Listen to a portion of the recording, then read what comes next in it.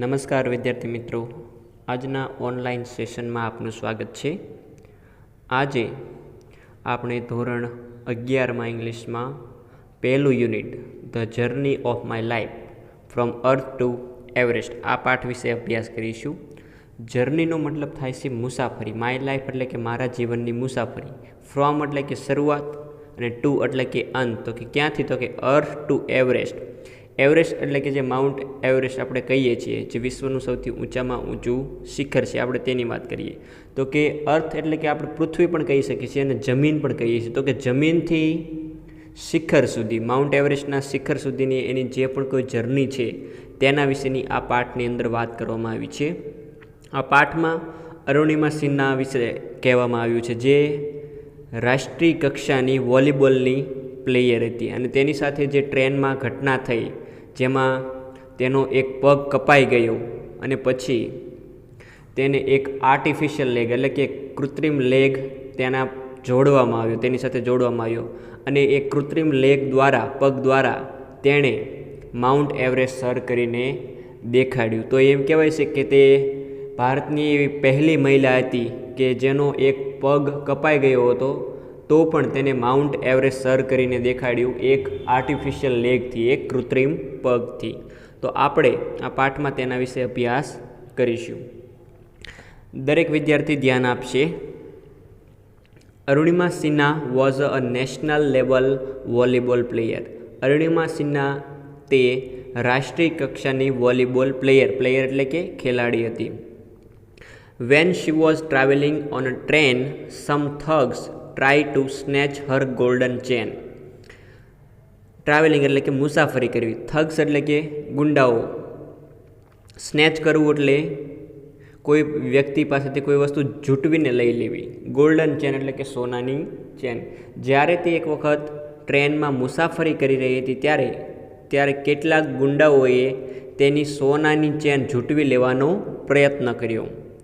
She fought back but was thrown out of the speeding train and lost her left leg. She fought back. Fought back એટલે કે સામે લડાઈ કરવી, સામે લડાઈ આપવી. થ્રોન આઉટ એટલે કે ફેંકી દેવું. સ્પીડિંગ ટ્રેન એટલે કે ચાલતી ગાડી.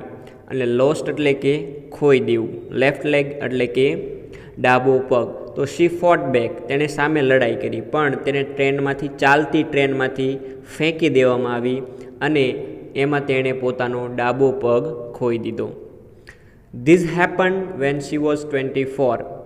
હેપન એટલે કે થવું, 24 એટલે કે અહીંયા તેની ઉંમરની વાત કરી, એજની વાત કરી છે. તે 24 વર્ષની હતી ત્યારે આ ઘટના થઈ હતી.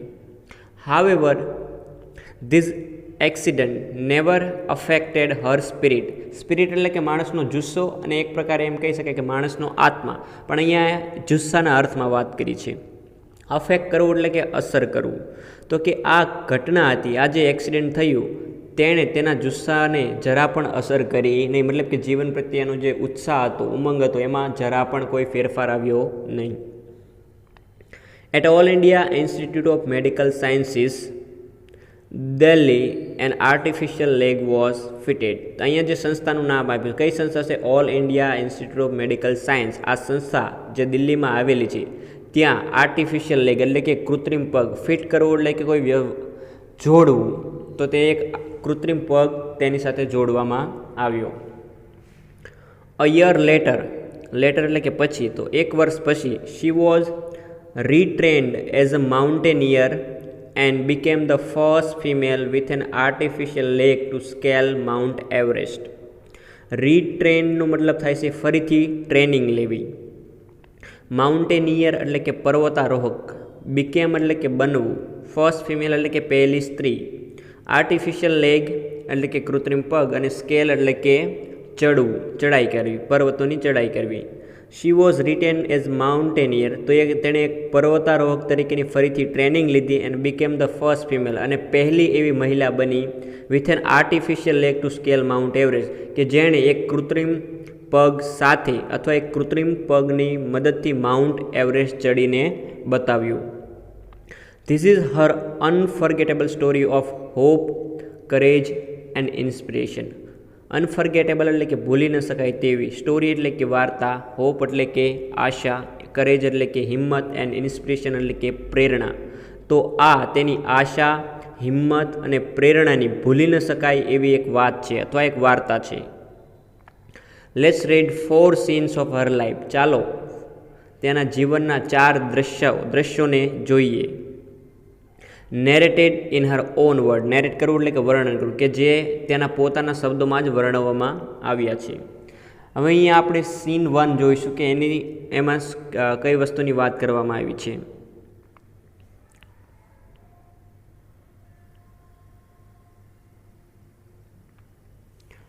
I had started dozing. Dozing એટલે કે માણસને જ્યારે ઊંઘ આવવા માંડે ત્યારે એ અવસ્થાને આપણે ડોઝિંગ કહી શકીએ, જેમાં માણસની આંખો વારંવાર ઊંઘના કારણે બંધ થવા લાગી. આઈ હેડ સ્ટાર્ટેડ ડોઝિંગ એટલે એક પ્રકારે ઝોકા ખાવા, તમે એમ કહી શકો છો.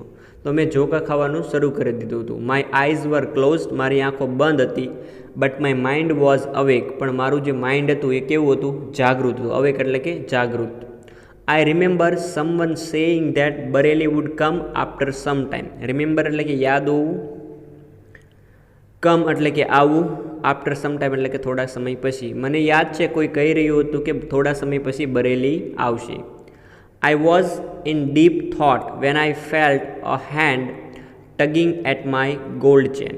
આઈ was in deep thought. Deep thought એટલે કે વિચારોમાં, ખૂબ ઊંડા વિચારોમાં હોવું. તો હું બહુ ઊંડા વિચારોમાં હતી. વેન આઈ ફેલ્ટ, જ્યારે મેં અનુભવ્યું. ફેલ થવું એટલે કે અનુભવવું. A hand tugging at my gold chain. એક હાથ મારી જે ગોલ્ડ ચેન, સોનાની ચેન હતી ને, ટગ કરી રહ્યો હતો. ટગ કરવું એટલે કે ખેંચવું, ખેંચી રહ્યો હતો.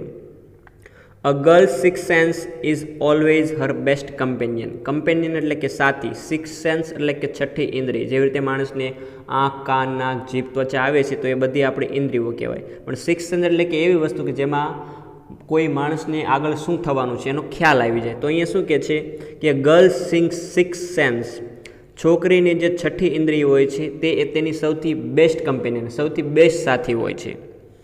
આઈ ઇન્સ્ટિંક્ટિવલી ઓપન માય આઈઝ. મેં કુદરતી રીતે પોતાની આંખો ખોલી, અથવા તમે ઝડપી એમ પણ કહી શકો છો. મેં ઝડપથી મારી આંખો ખોલી. And saw 4 or 5 young men around me. 4 or 5 એટલે 4 કે 5 યંગ મેન એટલે કે યુવાન છોકરાઓને મેં મારી આજુબાજુ જોયા. યુવાન માણસો, તમે છોકરાઓ નહીં પણ તમે માણસો કહી શકો છો. અંદાજે એમ કહી શકાય કે 20 થી 25 વર્ષના આજુબાજુ. Their drunken looks and behavior gave me an inkling of their intention. Their drunken looks. drunken એટલે કે પીધેલો, જે વ્યક્તિએ નશો કર્યો છે તેવો વ્યક્તિ. તો તેમના જે ડ્રંકન લુક્સ એટલે કે પીધેલો દેખાવ હતો તે. એન્ડ બિહેવિયર એટલે કે તેમનું જે વર્તન હતું એ. ગેવ મી એન ઇન્કલિંગ એટલે કે ઇશારો કરવો. ઓફ ધેર ઇન્ટેન્શન, કે તેમનો જે ઇન્ટેન્શન, ઈરાદો શું છે તેનો મને અંદાજ, ઇશારો આવી ગયો. I stood up in a flash. In a ફ્લેશનો મતલબ થયો ઝડપથી. સ્ટુડ અપ એટલે કે ઊભા થવું. તો કે હું ઝડપથી ઊભી થઈ. ટુ ટેલ ધેમ. ટેલ એટલે કે કહેવું, એમને કહેવા માટે. That I had no intention of parting with my chain. Intention એટલે કે ઈરાદો, પાર્ટિંગ એટલે કે અલગ થવું. તો કે મારી ચેનથી અલગ થવાનો કોઈ પણ ઈરાદો છે નહીં. સો ધે કેમ ટુગેધર એટ મી. કેમ ટુગેધર એટલે કે કેમ એટલે કે આવવું, ટુગેધર એટલે એકી સાથે. તો એ બધા એકી સાથે મારી બાજુ આવ્યા. Even though the compartment was full, none of my fellow passengers got up to even inquire what was happening. Forget about their coming to my rescue. શું કહે છે જો, even though, છતાં પણ, કમ્પાર્ટમેન્ટ વોઝ ફૂલ, આખો ડબ્બો હતો રેલવેનો compartment એ ફૂલ હતો, લોકોથી ભરેલો હતો. None of my fellow passenger. Fellow passenger એટલે કે જે આપણી સાથે મુસાફરી કરતા હોય તે. તો કે none of my fellow passenger, મારી સાથે મુસાફરી કરતા હતા તેમાંથી કોઈ પણ નહીં. ગોટ અપ એટલે કે ઊભું થયું. ટુ ઇવન ઇન્ક્વાયર એટલે કે પૂછતાછ કરવા માટે. વોટ વોઝ હેપનિંગ, શું થઈ રહ્યું છે તેની પૂછતાછ કરવા માટે પણ કોઈ ઊભું ન થયું. Forget about coming to my rescue. My rescue એટલે કે મને બચાવવા માટેની બાબત તો ફર્ગેટ એટલે કે ભૂલી જ જાઓ. કોઈ ઊભું પણ ન થયું જોવા માટે. I had no option but to take them on. Take them ઓનનો મતલબ થાય છે સામનો કરવો. તો મારી પાસે કોઈ વિકલ્પ નહોતો, ઓપ્શન નહોતો, પણ તેમની સાથે લડાઈ કરવાનો આ એક જ વિકલ્પ હતો. So I caught a youth who was trying to size me up by his collar and push them back. તો શું કીધું? આઈ કોટ અ યુથ. કોટ એટલે કે કેચનો ભૂતકાળ કોટ. મેં એક યુવાનને પકડ્યો. Who was trying to size me up. Size me up અહીંયા શું કરવું એટલે કે કોઈ વ્યક્તિ છે તેની તાકાતનો એને જોઈને અંદાજો મેળવતો એને સાઇઝ અપ કહેવાય. તો એ કોઈ એક વ્યક્તિ હતો જે મને સાઇઝ મી અપ, મારું નિરીક્ષણ, મારે તાકાતનો અંદાજ લગાવી રહ્યો હતો. તેને મેં પકડ્યો બાય હિઝ કોલર, એની કોલરથી, એન્ડ પુશ હિમ બેક, અને એને પાછળ શું કરી દીધો, પુશ કરવું એટલે કે ધક્કો મારી દીધો. આઈ કિક્ડ અ કપલ ઓફ અધર્સ, અને બીજા જે યુવાનો હતા એમને મેં કિક એટલે કે લાતો મારી. An exceptional battle had begun inside the train on the move. Exceptional એટલે કે અસાધારણ, બેટલ એટલે કે લડાઈ, બિગન એટલે કે શરૂ થઈ જવું, ઇનસાઇડ ધ ટ્રેન એટલે કે ટ્રેનની અંદર, અને જે ટ્રેન ઓન ધ મૂવ એટલે કે જે ચાલી રહી હતી. તો કે ચાલતી ટ્રેનની અંદર એક અસાધારણ યુદ્ધ શરૂ થઈ ગયું હતું. The wolves made another attempt two snatch my chain. Wolves અહીંયા શબ્દ, હવે વુલ્ફનો મતલબ થાય છે વરુ. વુલ્ફ એક વચન છે, વુલ્સ બહુવચન છે. તો તે વરુએ એટલે કે યુવાનો માટે આ શબ્દ અહીંયા ઉપયોગ કર્યો છે કે જે લૂંટવામાં આવ્યા હતા. તો કે તે વરુઓએ મેડ અનધર અટેમ્પ, અટેમ્પ એટલે કે પ્રયત્ન કરો, કે બીજો પ્રયત્ન કર્યો, two snatch my chain. Snatch એટલે કે મારી ચેન ઝૂંટવી લેવાનું. સ્ટીલ આઈ રજિસ્ટેડ, છતાં, રજિસ્ટ કરવું એટલે કે વિરોધ કરવો, છતાં પણ મેં વિરોધ કર્યો. until one of them, driven by a frenzy, gave me an extra hard kick using all his force. until, જ્યાં સુધી, one of them એટલે કે જે બધા હતા તેમાંથી એક યુવાને, driven by a frenzy મતલબ કે ગાંડપણમાં આવીને એમ પણ કહી શકો છો, અથવા પાગલપણમાં આવીને, અથવા જુસ્સામાં આવીને, ગુસ્સામાં આવીને એમ પણ કહી શકો છો. driven by a frenzy gave me an extra hard kick.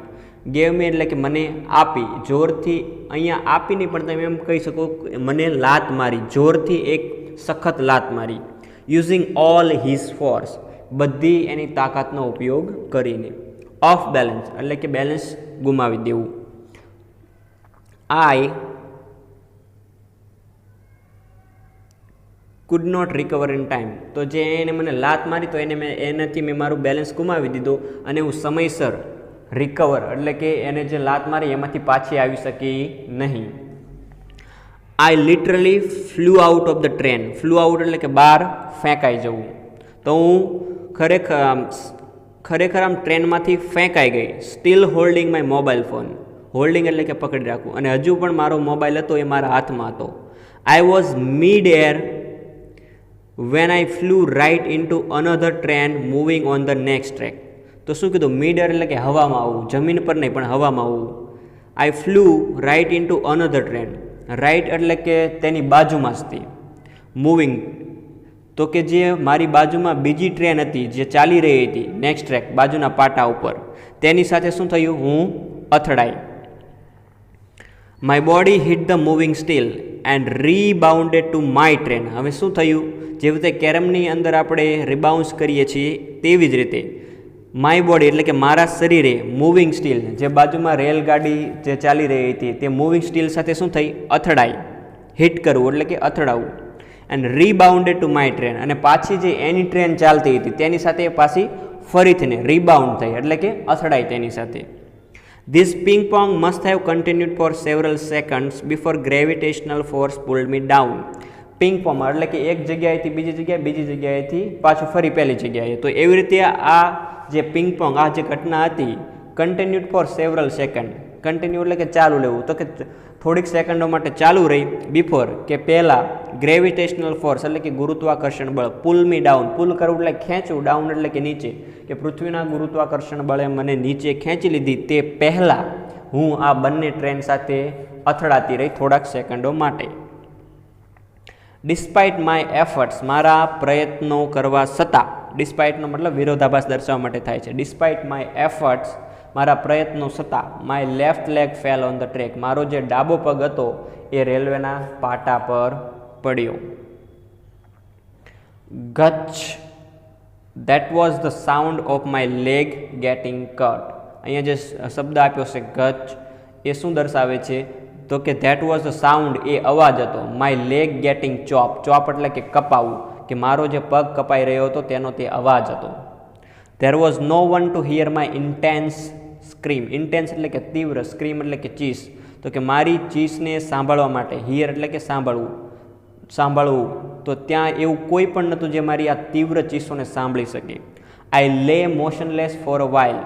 લે એટલે કે પડ્યા રહેવું, મોશનલેસ એટલે કે કોઈ પણ હલચલ વિના, ફોર અ વાઇલ એટલે કે થોડા સમય માટે. તો હું થોડાક સમય માટે ત્યાં ને ત્યાં પડી રહી. Watching the red tail light of the train until it dimmed and faded into darkness.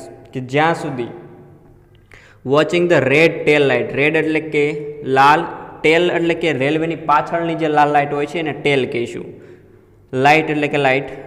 તો કે watching the red tail light of the train, ટ્રેનની જે પાછળની રેડ લાઇટ હતી તેને હું જોતી રહી. અન્ટિલ ઇટ ડીમ્ડ, ડીમ એટલે કે ઝાંખું થઈ જવું, ફેડેડ ઇન્ટુ ડાર્કનેસ અને અંધારામાં ખોવાઈ જવું, કે અંધારામાં એ લાઇટ ઝાંખી થઈ અને ખોવાઈ ગઈ ત્યાં સુધી હું તે ટ્રેનની પાછળની લાઇટને જોતી રહી.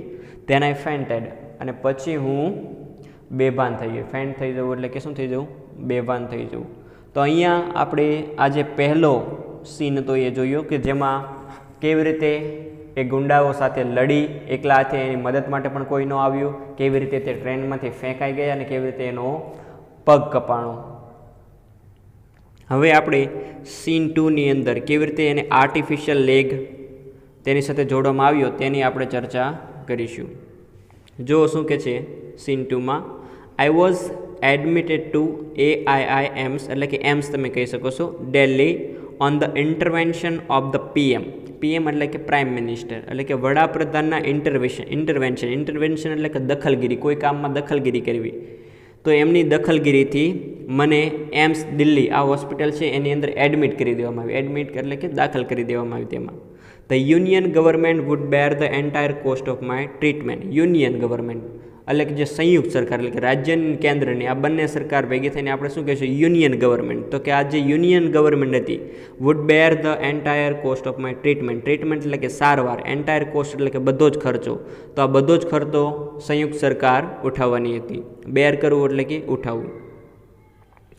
Soon AIMS began issuing daily medical bulletin on my status. Status એટલે કે પરિસ્થિતિ. તો કે મારી પરિસ્થિતિ એમ્સમાં કેવી છે, હું કેવી રીતે આ જે ટ્રીટમેન્ટ થઈ રહી છે એમાં કેવો રિસ્પોન્સ પ્રતિક્રિયા આપી રહી છું, તો તેના વિશે મેડિકલ બુલેટિન એટલે કે મારી જે તબીબી જે પરિસ્થિતિ છે તેના વિશે ન્યૂઝ બહાર આવવા લાગ્યા, ડેલી ઇસ્યુ થવા લાગ્યા, મતલબ કે જાહેર થવા લાગ્યા. I was told that young people, auto drivers and roadside vendors were carrying out candle march to galvanize support for me and to pray for my recovery. શું કહેવામાં આવ્યું? જો યંગ પીપલ એટલે કે યુવાન લોકો, આઈ વોઝ ટોલ્ડ મને કહેવામાં આવ્યું કે યુવાન લોકો, ઓટો ડ્રાઈવર્સ એટલે કે જે ઓટો ચલાવતા હોય તે લોકો, અને રોડ સાઇડ વેન્ડર એટલે રોડ પર જે લોકો જે વસ્તુઓ વેચતા હોય છે તમામ લોકો, વર કેરિંગ આઉટ કેન્ડલ માર્ચ. એમને એક શું કાઢી હતી? કેન્ડલ માર્ચ કાઢી હતી. ગેલ્વેનાઇઝ કરવું એટલે કે ભેગું કરવું. શું ભેગું કરવા માટે? કે મારા માટે સપોર્ટ ભેગું કરવા માટે.